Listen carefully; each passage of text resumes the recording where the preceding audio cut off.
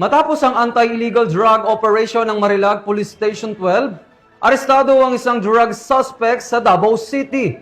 Patrolman Mariel May Dongkilab sa report.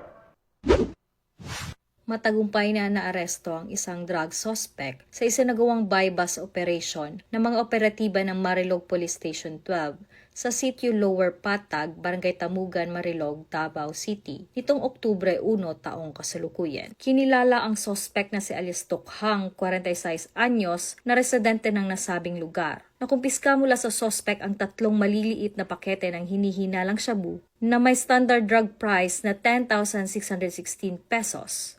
Buy-bus money, isang coin purse, at national identification card. Kasalukuyang nasa kustodiya ng nasabing estasyon ang suspect at naharap ngayon sa kasong paglabag sa RA 9165 o ang Comprehensive Dangerous Drugs Act of 2002. Sa tulong ng lokal na pamahalaan at aktibong pakikiisa ng komunidad, layunin ng kapulisan na ganap na masugpo ang ipinagbabawal na gamot at matiyak ang napapanatiling kapayapaan at kaayusan sa buong rehiyon.